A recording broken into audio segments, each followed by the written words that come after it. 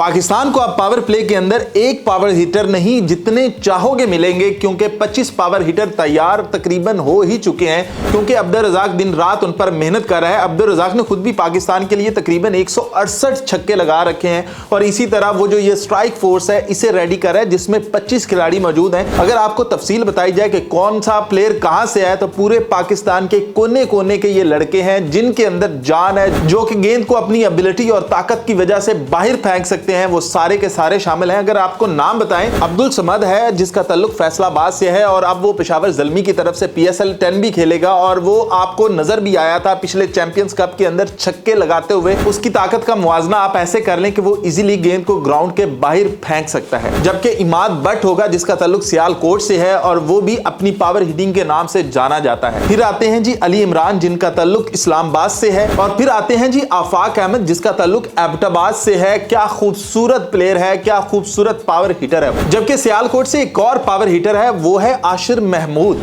जबकि रावलपिंडी से आए हैं हैदर अली और इस्लामाबाद से आए हैं हसन नवाज। जबकि रावलपिंडी का एक और शहजादा है जहादाद खान, जो कि अपनी पावर हिटिंग की वजह से पिछले PSL में आपने उसको देखा था कि क्या खूबसूरत ऑलराउंडर है, अपनी गेंद से भी और अपने बैट से भी टीम को जितवाने की ताकत रखता है। और अब्दुल रज़ाक इसीलिए उस पर ज्यादा मेहनत कर रहा है कि भैया ये पाकिस्तानी टीम को किसी भी टाइम पर जितवाने की ताकत रखता है और इसलिए इसके बाजू में और ताकत और इसको पता होने चाहिए कि कौन सी गेंद को कहां पर प्लेसमेंट करना है, क्योंकि अन्यवाह आपने जोर नहीं लगाना। अन्यवाह लगाने का मतलब यही होता है कि ग्राउंड में किसी भी कोने में गेंद जा रही होती है और वो कैच हो रहा होता है। इसलिए बेहतरीन तरीका और बेहतरीन टेक्निक ये है कि आपने प्लेसमेंट बेहतरीन करनी है। जबकि पिछले PSL में आपने एक यंगस्टर मोहम्मद नाफे देखा था जिसका ताल्लुक कराची से है और क्वेटा की जानिब से वो खेला था और क्या खूबसूरत उसकी शॉट्स थी। और इस PSL में भी आपको वो देखने को मिलेगा और इस बार भी वो क्वेटा की तरफ से आपको पावर हिटिंग करता हुआ नजर आएगा और इसने अपनी पावर हिटिंग पर बहुत मेहनत की है। शाहिद अफरीदी से इसने ट्रेनिंग ली है और अब अब्दुल रज़ाक से ये ट्रेनिंग ले रहा है। जबकि पेशावर के खुशदिल शाह भी स्ट्राइक फोर्स का हिस्सा है। मोहम्मद अब्बास अफरीदी जो कि वो भी पेशावर का ही है लेकिन बॉलर है, लेकिन साथ में उसके अंदर आपको पता है कि कैसी सलाहियत है छक्के मारने की,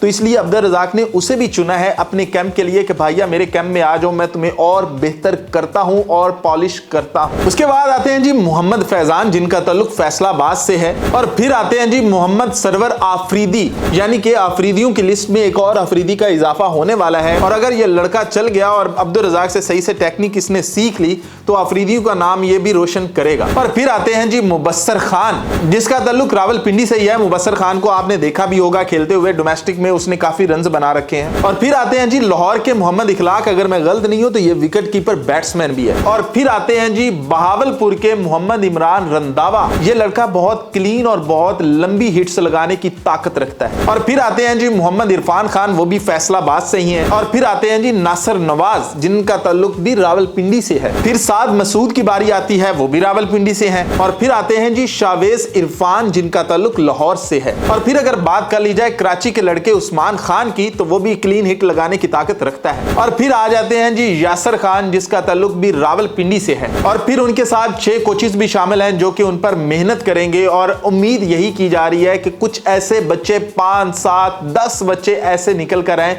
जो कि हम चूज कर सके कि यार ये बच्चा नहीं चल रहा है, इसको निकालो, इसको ले आओ, इसको निकालो, इसको ले आओ। लेकिन एक चीज यहां पर समझ नहीं आ रही कि आसिफ अली इस स्ट्राइक फोर्स का हिस्सा क्यों नहीं है, वो कहां पर बिजी है, उसे भी यहां पर होना चाहिए था।